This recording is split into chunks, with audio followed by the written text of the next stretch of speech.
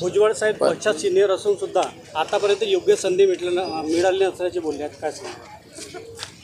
ओबीसीच्या बद्दलचा राग भाजपला राहिलेला आहे.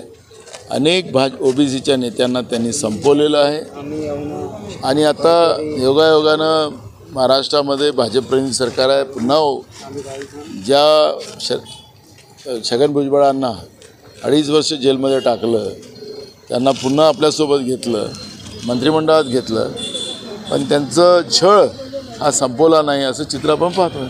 येणाऱ्या विधानसभामध्ये आपण नागपूरमधून लढणार आहे देवेंद्र फडणवीस अशी चर्चा आहे, काय सांगायचं?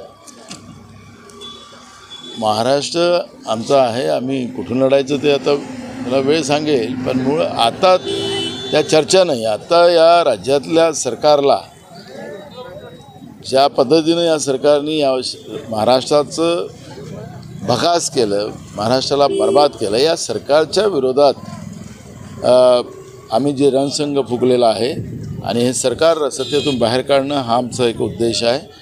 आणि म्हणून भाजप-प्रणित हे सरकार जे आहे ही महाराष्ट्रासाठी खऱ्या अर्थानं अडचणीची सरकार झालेली आहे आणि म्हणून ह्या सरकारलाच सत्तेतून बाहेर काढणं हाच आमचा ध्येय आहे. ओएसिस फर्टिलिटीच्या तज्ज्ञांनी IVF उपचार पद्धतीद्वारे 1 लाखांहून अधिक जोडप्यांना मातृत्व प्राप्तीचा आनंद दिला आहे. मोफत अपॉइंटमेंट बुक करण्यासाठी आजच संपर्क साधा. मराठ्यांची आज बैठक घेतलेली आहे देवेंद्र फडणवीस यांनी, विशेष मराठी आमदारांची. याच्यावर काय बोलणार मराठा?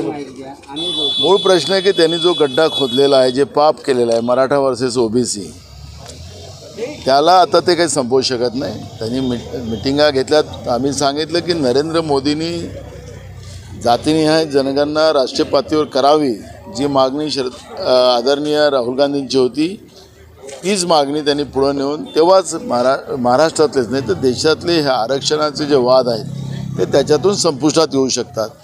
पण नरेंद्र मोदी सांगतात की आम्ही 2029मध्ये करू आणि महाराष्ट्रामध्ये ज्या पद्धतीचे आयोग नेमले जातात त्याच्यात मराठ्यांची थट्टा केली जातं, ओबीसीची केली जातं, धनगरांची थट्टा केली जाते.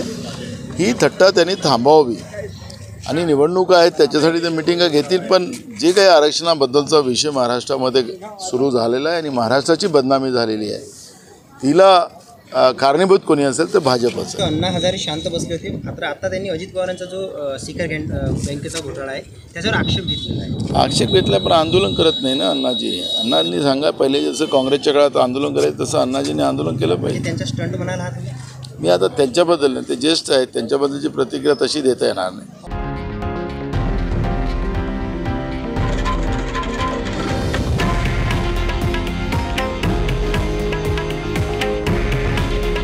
हे आहे देशातील नंबर 1 न्यूज नेटवर्क आणि आपण पाहत आहात TV9 मराठी. काळजी तुमची, हित महाराष्ट्राचं.